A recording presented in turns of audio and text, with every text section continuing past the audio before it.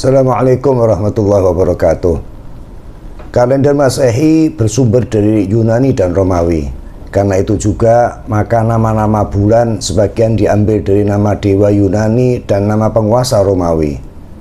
Bila demikian kalender Masehi, bagaimana dengan kalender Hijriyah? Apa arti dan sejarah dari penamaan bulan Islam tersebut? Berikut uraian singkat mengenai sejarah dan arti nama-nama bulan Hijriyah. Pada masa jahiliyah, masyarakat Arab belum memiliki penanggalan kalender yang resmi digunakan dan disepakati. Mereka lebih sering menggunakan perhitungan dengan dasar bulan Qamariyah, tetapi karena perbedaan jumlah hari dalam setahun terkadang dicampur dengan perhitungan berdasarkan matahari atau syamsiyah. Patokan yang menjadi awal perhitungan tahun juga belum ada. Perhitungan tahun biasanya diingat dengan patokan peristiwa besar yang terjadi saat itu, seperti penyerbuan Abraha yang dinamakan dengan tahun gajah, perang antar suku, banjir, dan lain-lain. Pada masa awal Islam, perhitungan kalender juga mengikuti apa yang ada sebelumnya. Namun, setelah Nabi SAW wafat dan Islam menyebar ke berbagai wilayah, kebutuhan akan penyeragaman kalender semakin mendesak. Karena itu, pada masa Khalifah Umar bin Khattab radhiyallahu an, penanggalan resmi ditetapkan dan dimulai dari hijrah Nabi hingga dinamakan dengan tahun Hijriyah. Penetapan ini sendiri terjadi 17 tahun setelah hijrah. Sedang nama hari dan bulan tidak jauh berbeda dengan yang banyak digunakan umat Islam saat itu.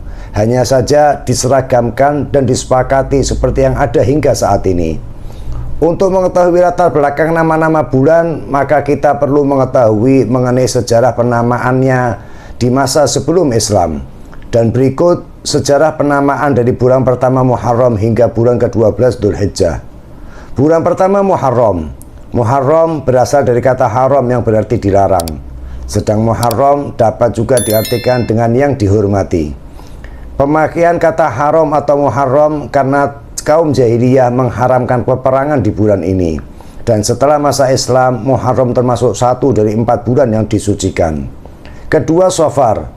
Kata Safar berasal dari kata sifir yang berarti kosong. Ada juga yang berpendapat mengandung arti pergi. Penamaan ini karena setelah bulan haram yang disucikan berhenti berperang, maka di bulan Safar mereka kembali melakukan aktivitas, pergi, bahkan termasuk berperang lagi. Ketiga, Rabiul Awal. Rabiul Awal berasal dari kata Rabi yang berarti semi atau musim bunga, sedang awal berarti yang pertama. Penamaan ini karena pada waktu pertama digunakan bersamaan dengan datangnya musim semi. Yang keempat yaitu Rabiul Tsani atau Rabiul Akhir. Penamaan bulan ini sama dengan bulan sebelumnya Rabiul Awal, sehingga mengandung arti musim semi kedua atau akhir musim semi. Sebagian berpendapat karena di bulan ini mereka yang merantau dan bepergian kembali pulang. Yang kelima, Jumadil Awal. Kata Jumadil Awal berasal dari kata Jumadi yang berarti membeku. Karena pada awal penamaannya bersamaan dengan datangnya musim dingin yang membuat air di sebagian wilayah membeku atau jumud. Sebelum masa Islam, sebagian masyarakat Arab ada yang menyebutnya dengan Jumadil Khamsah karena menjadi bulan urutan yang kelima. Yang keenam, Jumadil Tsani atau Jumadil Akhir. Sejarah penamaan bulan ini sama dengan Jumadil Awal. Karena datangnya musim dingin berlangsung selama 2 bulan, maka Jumadil Tsani dapat diartikan musim dingin kedua atau akhir musim dingin. Yang ketujuh, Rajab. Ada beberapa pendapat mengenai sebab penamaan Rajab. Di antaranya mengatakan berasal dari kata urjubu yang berarti berhentilah dari perang. Ada juga yang berpendapat dari kata Rajab yang berarti takut.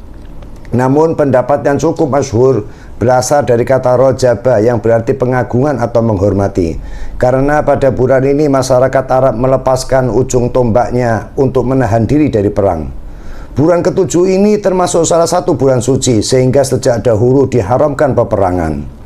Yang kedelapan, Sya'ban. Salah satu pendapat mengatakan kata Sya'ban diambil dari kata Sya'ba yang berarti bercabang atau berpencar. Pada sejarah awal penamaannya karena di bulan ini masyarakat Arab berkelompok dan berpencar atau tasya'ub untuk mencari air. Yang kesembilan, Ramadan.